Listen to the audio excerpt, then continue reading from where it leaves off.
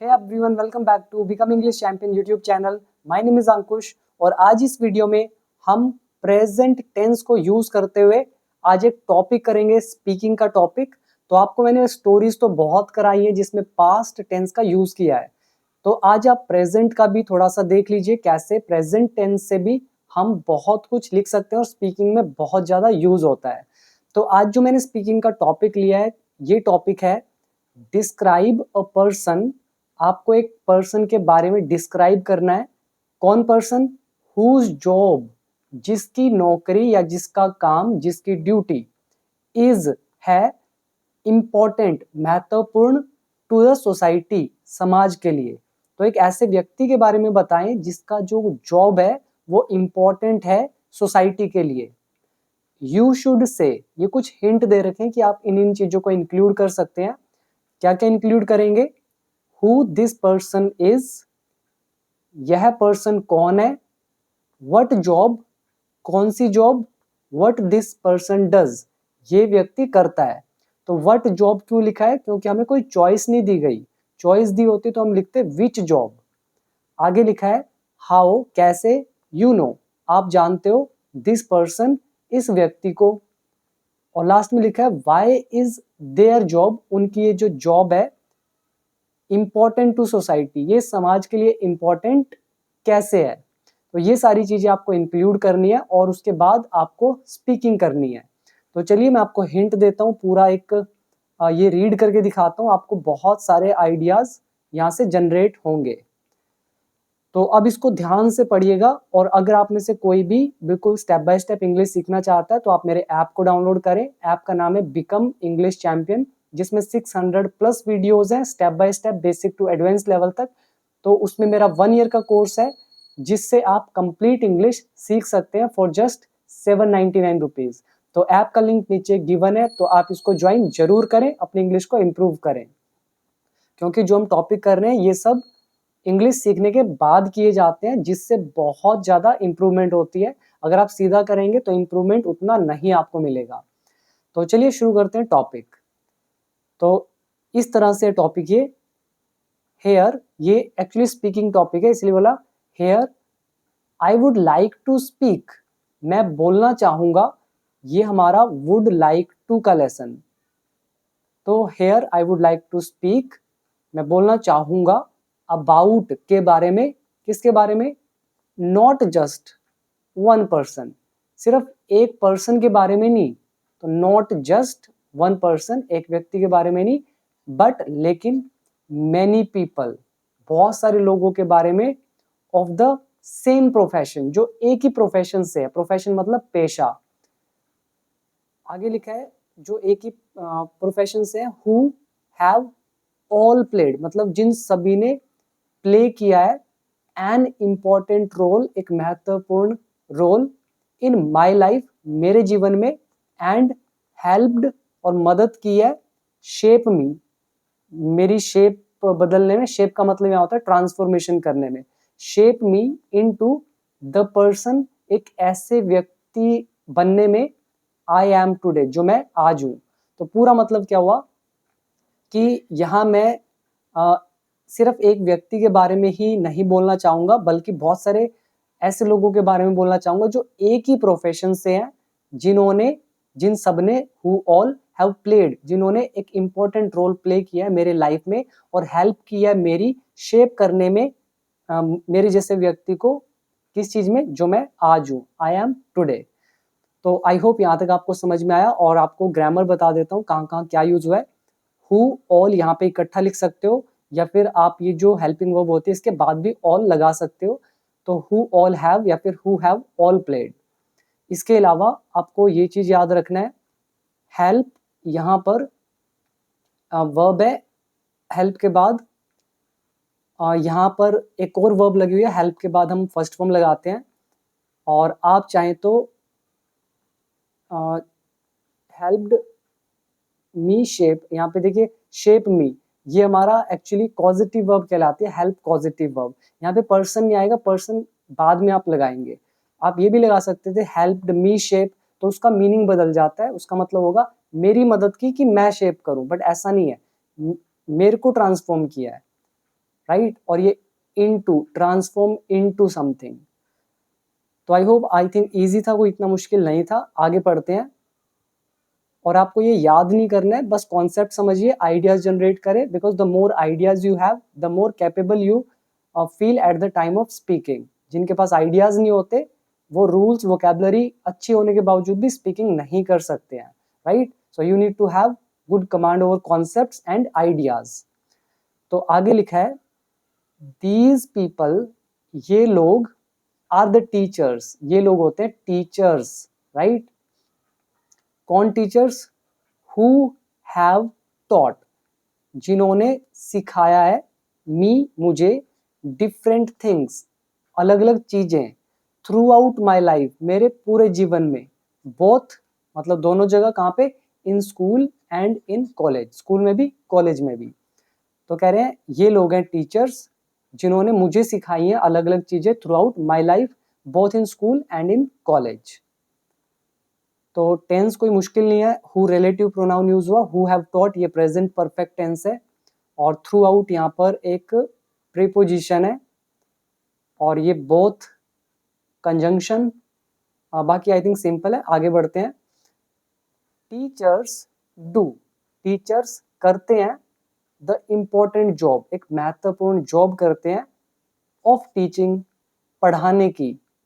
किसको पढ़ाने की? सब्जेक्ट्स, विषयों को, ऑफ देयर एक्सपर्टीज, अपने एक्सपर्टीज जो सब्जेक्ट होते हैं जिनमें वो एक्सपर्ट होते हैं उनको पढ़ाने की ये जो इम्पोर्टेंट जॉब है वो करते हैं। किसको पढ़ाने की? टू स्टूडेंट्स, विद्यार्थियों को। तो अभी मैं क्या कर रहा हूँ, मैं इंग्लिश आपको पढ़ा रहा हूँ, आई एम अ टीचर, तो ये मेरा एरिया ऑफ एक्सपर्टीज है, तो मैं आपको सिखा रहा हूँ, आपको नॉलेज इम्पार्ट कर रहा हूँ। आगे लिखा है at the primary level in school, कह रहे जो प्राइमरी लेवल होता है स्कूल में, वन टीचर, एक टीचर, मैनेजेस, वो संभालता है, मैनेज करता है किसी तरह से, टू टीच, पढ़ाने का।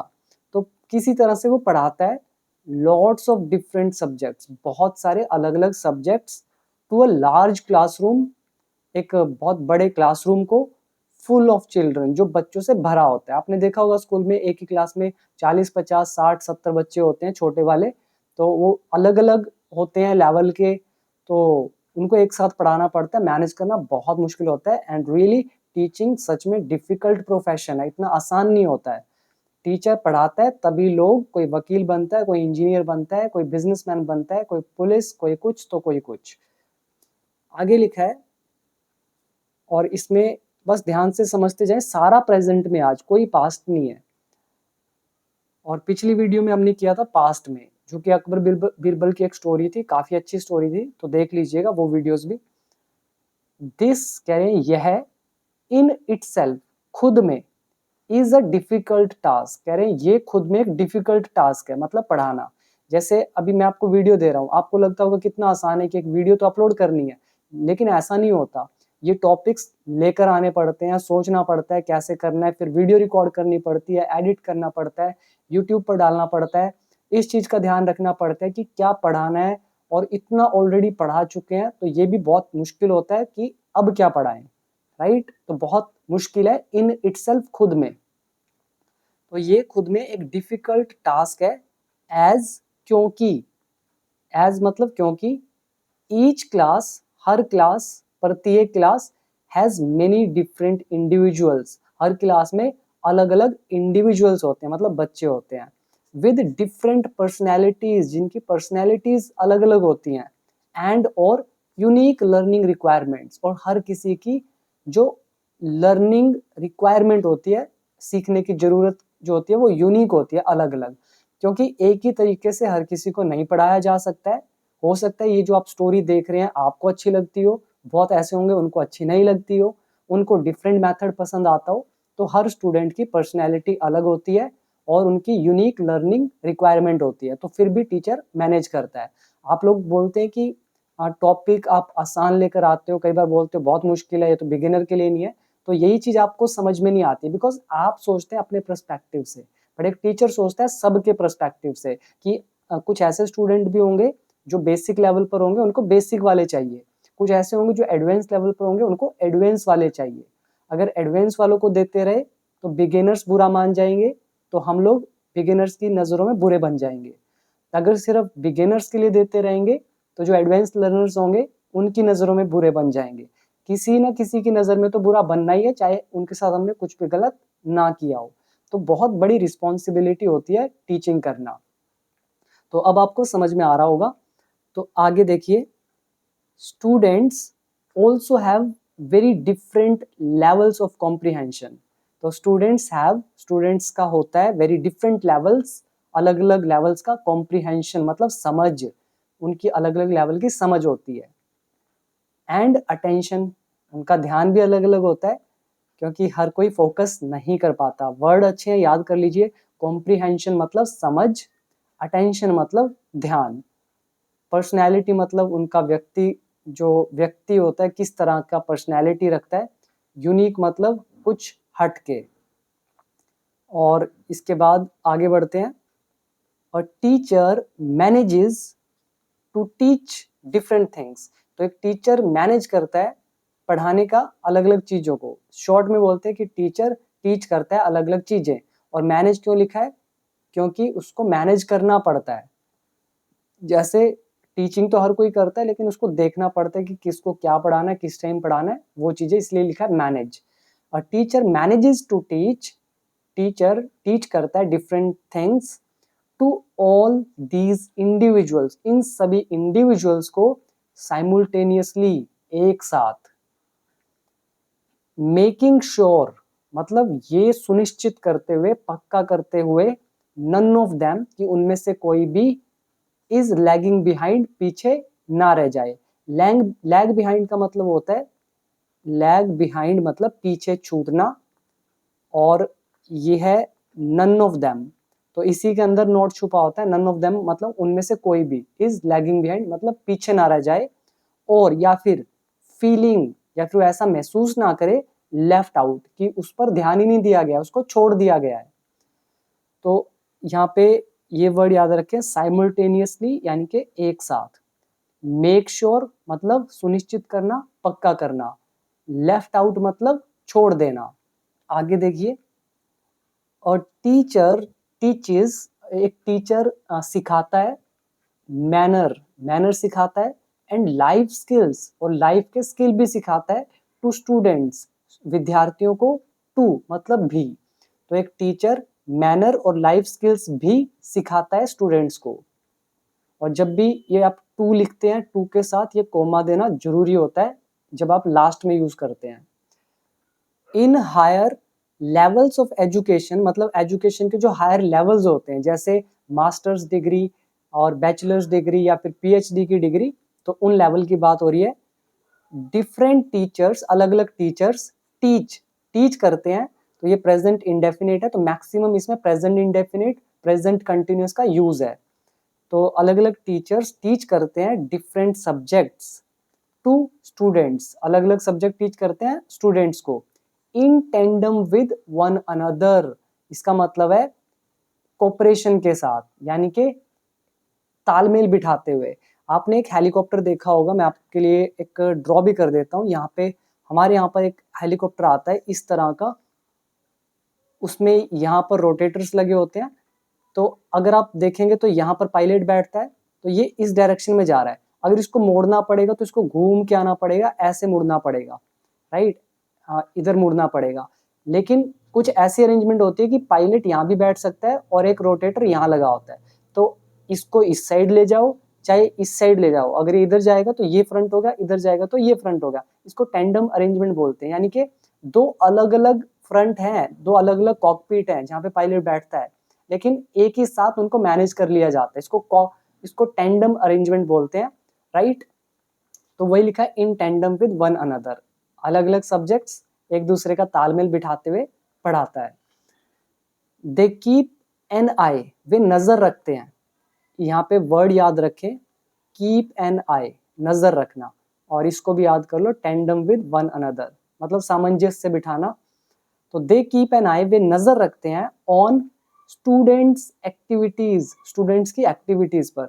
अब यहाँ पे अपोस्ट्रोफ एस का यूज हुआ, ज्यादा स्टूडेंट्स की बात हुई तो स की साउंड आती है, तो अपोस्ट्रोफ एस का यूज होता है वीडियो नंबर 6 में मैंने आपको सिखाया था। तो वे नजर रखते हैं स्टूडेंट्स की एक्टिविटीज पर इनसाइड द क्लासरूम, क्लास के अंदर, एंड आउटसाइड और बाहर, एंड और वेयर नेसेसरी, जहां पर जरूरी होता है, दे गाइड स्टूडेंट्स, वे स्टूडेंट्स को गाइड करते हैं to become better human beings, better human beings बनने के लिए। आगे लिखा है इफ दे नोटिस, अगर वे नोटिस करते हैं अ स्टूडेंट गोइंग, एक स्टूडेंट को जो जा रहा होता है the wrong way in life, जीवन में एक गलत दिशा में, तो अगर वे नोटिस करते हैं किसी स्टूडेंट को किसी गलत दिशा में जाते हुए, और या फिर making making the wrong decisions, यानी कि या फिर रॉन्ग डिसीजंस लेते हुए, तो क्या करते हैं, दे एक्ट, वे एक्ट करते हैं एज काउंसलर्स, एक काउंसलर्स की तरह, एंड और जेंटली, मतलब कोमलता से, प्यार से, ब्रिंग द स्टूडेंट, ले आते हैं स्टूडेंट को बैक, वापस, ऑन द राइट ट्रैक, सही रास्ते पर। दे एंश्योर, वे सुनिश्चित करते हैं, मतलब मेक श्योर करते हैं, एंश्योर मतलब पक्का करना, सुनिश्चित करना, मेक श्योर करना, तो दे एंश्योर दैट, वे ये भी पक्का करते हैं students get along with each other, कि उनके आपस में अच्छे संबंध हो। देखो गेट अलोंग विद, इसका मतलब होता है अच्छे संबंध होना, जैसे कि हमारे फैमिली से अच्छे संबंध है तो get along well with family members. तो ये वर्ड तो मैंने कई बार कराया है आपको, बहुत सारी वीडियोस में था, फ्रेजल वर्ब में भी सिखाया था, और कुछ 4-5 लेसन थे वहां भी इसका यूज किया था, और पहले कई स्टोरीज में भी आ चुका है। तो वे सुनिश्चित करते हैं कि स्टूडेंट्स आपस में उनका अच्छा संबंध है, इन ऑर्डर टू, ताकि keep the classroom environment, classroom का जो एनवायरमेंट है उसको रख सकें, कंडक्टिव टू लर्निंग, मतलब लर्निंग के लिए इजियर रख सकें।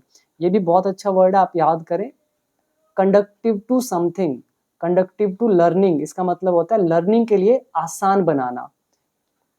तो टीचर सुनिश्चित करते हैं कि स्टूडेंट्स के अच्छे संबंध है एक दूसरे के साथ, ताकि क्लासरूम का जो एनवायरमेंट है उसको लर्निंग के लिए आसान बनाया जा सके। दे मोटिवेट स्टूडेंट्स, वे स्टूडेंट्स को मोटिवेट करते हैं टू एक्सेल, मतलब आगे बढ़ने के लिए, एक्सेल मतलब क्या होता है, आगे बढ़ना, एट सब्जेक्ट्स, उन सब्जेक्ट्स में they are already good at, जिनमें वो पहले से ही अच्छे हों। यानी कि किसी का अगर मैथ थोड़ा अच्छा है तो वो एक्सेल करेंगे, एनकरेज करेंगे, मोटिवेट करेंगे स्टूडेंट्स को कि वो उस सब्जेक्ट में और एक्सेल करे, बेहतर करे। तो ये वर्ड भी याद करें, एक्सेल करना मतलब और अच्छा करना। तो वे मोटिवेट करते हैं स्टूडेंट्स को एक्सेल करने में, एट सब्जेक्ट्स, उन सब्जेक्ट्स में they are already good at, जिनमें वे अच्छे हैं, तो गुड के साथ एट लगता है, एंड और सपोर्ट देम, और उनका समर्थन करते हैं, सपोर्ट करते हैं, टू ट्राई हार्डर, कि वो और ज्यादा मेहनत करें, व्हेन, जब, इट कम्स टू सब्जेक्ट्स, जब उन सब्जेक्ट्स की बारी आती है, दे आर वीक एट, जिनमें वे वीक है। तो ये देखिए एक और स्ट्रक्चर आया, व्हेन इट कम्स टू, जो हमने किया था lesson number, I think video number 108 था शायद, don't remember exactly, but I think it is 108 I think. तो आगे पढ़ते हैं, टीचर्स आंसर, टीचर्स आंसर देते हैं क्रूशियल क्वेश्चंस, क्रूशियल मतलब होता है अति महत्वपूर्ण, बहुत ही जरूरी, बहुत ही इंपॉर्टेंट। टीचर्स आंसर देते हैं किसका, क्रूशियल क्वेश्चंस, बहुत ही इंपॉर्टेंट क्वेश्चंस का। कौन से questions, that cloud the minds of students, जो स्टूडेंट्स के माइंड को डिस्टर्ब कर देते हैं, डिसऑर्डर्ड कर देते हैं। क्लाउड द माइंड एक फ्रेज है, इसको इडियोमैटिक फ्रेज आप बोल सकते हैं, इसका मतलब होता है माइंड को डिसऑर्डर कर देना, मतलब परेशान कर देना। कुछ होता है ना, कुछ मैथ की प्रॉब्लम्स होती हैं वो दिमाग खराब कर देती हैं, कुछ इंग्लिश के कॉन्सेप्ट होते हैं समझ नहीं आते तो दिमाग खराब हो जाता है। तो वही कह रहे हैं, टीचर आंसर करते हैं ऐसे क्रूशियल क्वेश्चंस का जो स्टूडेंट्स के माइंड को क्लाउड कर देते हैं, यानी कि डिस्टर्ब कर देते हैं। एट वेरियस स्टेजेस, बहुत सारी स्टेजेस पर, मतलब अलग अलग लेवल पर, in their school and college lives, उनके स्कूल और कॉलेज के जीवन में। तो यहाँ पे वर्ड मीनिंग याद करें, क्रूशियल मतलब बहुत इंपॉर्टेंट, अति महत्वपूर्ण, क्लाउड द माइंड मतलब माइंड को डिस्टर्ब कर देना, और बाकी आई थिंक इजी है। आगे बढ़ते हैं तो थोड़ा सा और रहता है, टीचर्स ले द फाउंडेशन, ले द फाउंडेशन मतलब नींव रखना, मतलब बेस बनाना। टीचर्स नींव रखते हैं for a successful, progressive, tolerant nation. Successful मतलब एक ऐसे नेशन की नींव रखते हैं जो सक्सेसफुल हो, प्रोग्रेसिव हो यानी कि उन्नति करता हो, टॉलरेंट हो यानी कि जिसमें सहन शक्ति भी हो, मतलब जो आप बोल सकते हैं सहनशील, राइट। कैसे करते हैं? बाय एजुकेटिंग, एजुकेट करके, शिक्षित करके फ्यूचर जनरेशंस, आने वाली जनरेशंस को, मतलब जो अभी जो लोग स्टूडेंट्स हैं, पढ़ रहे हैं, वही तो फ्यूचर जनरेशन है, तो उनको एजुकेट करके वो एक नींव रखते हैं ऐसे नेशन की जो सक्सेसफुल हो, प्रोग्रेसिव हो, टॉलरेंट हो। टीचर्स आर रिस्पॉन्सिबल, टीचर्स जिम्मेदार होते हैं फॉर इंस्टिलिंग, ये भी बहुत अच्छा वर्ड है, इंस्टिल। इंस्टिल मतलब होता है, जैसे मैं बोलता हूँ इंस्टिल गुड हैबिट्स, तो मैं बोल रहा हूँ कि अच्छी आदतों को बिठाओ, अपनाओ, तो इंस्टिल मतलब बैठाना, अपनाना।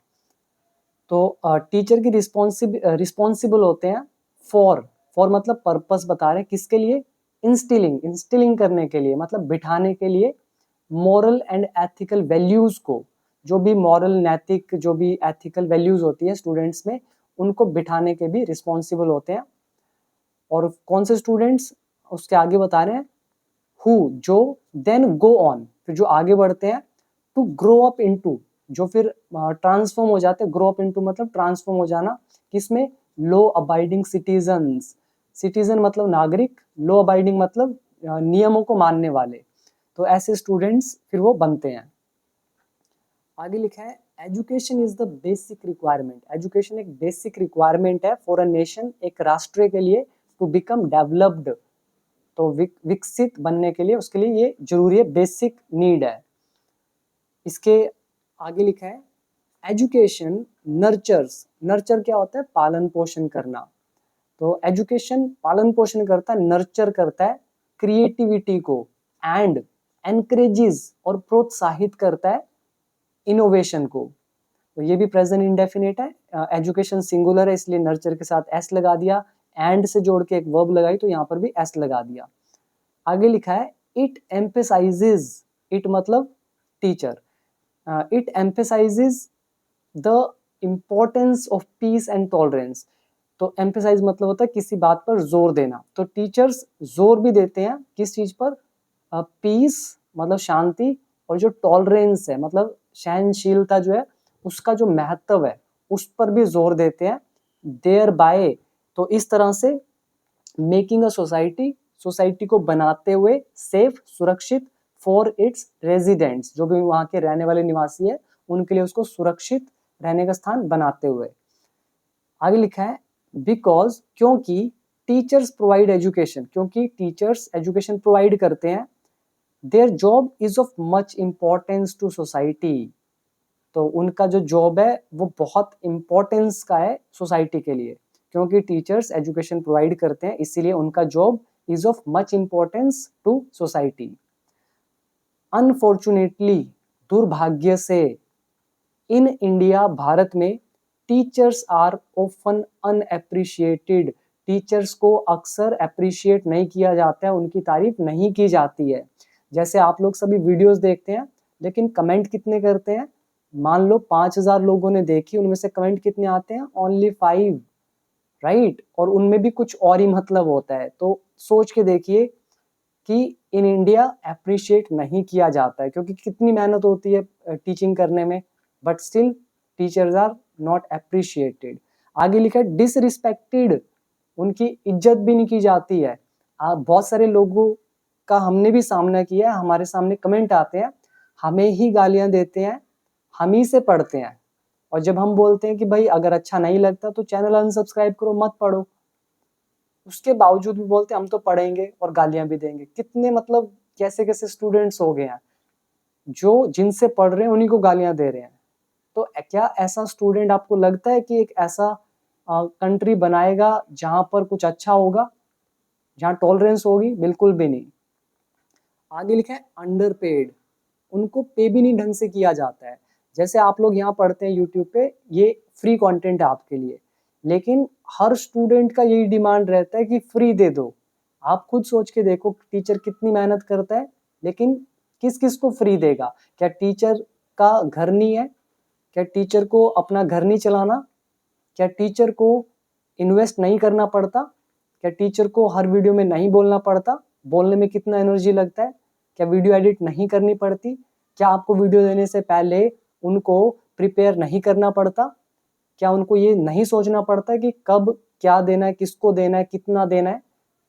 तो बहुत चीजें होती हैं, but still teachers are underpaid. सिर्फ यहीं पर नहीं, हर जगह।